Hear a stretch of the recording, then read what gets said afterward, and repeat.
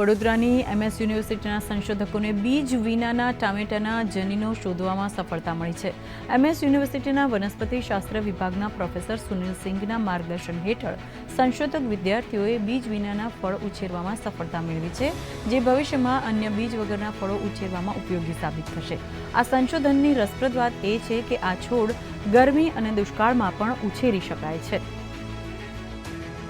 Basically molecular tool से इसको मतलब उसके एक्सप्रेशन को हमने निकाल दिया है, उस प्रोटीन के एक्सप्रेशन को, जिसके वजह से प्लांट जो है सीडलेसनेस फिनोटाइप दे रहा है।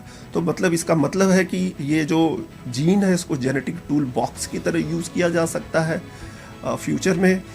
और ये बहुत से अदर क्रॉप्स में, जहाँ आपको पता होगा कि स्टोनी फ्रूट्स होते हैं, लेट से सो मेनी बहुत से प्लांट होते हैं जो बहुत बड़े सीड्स बनाते हैं, उसको हम मिनिमाइज कर सकते हैं, रिड्यूस कर सकते हैं। उस तरफ हम प्रयास कर रहे हैं आगे जाने की। तो ये काफ़ी इंटरेस्टिंग ऑब्जर्वेशन है।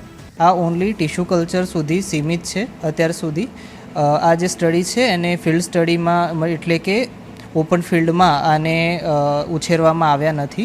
आ फक्त अने फक्त रिसर्च सुधी ज जे आ संशोधन है ए सीमित अत्यारे राखवामां आव्युं छे अने आगळना समयमां अमे हजू आने फील्ड सुधी अने आने ग्रो करवानो अमारो जे छे बीजो लक्ष्य छे।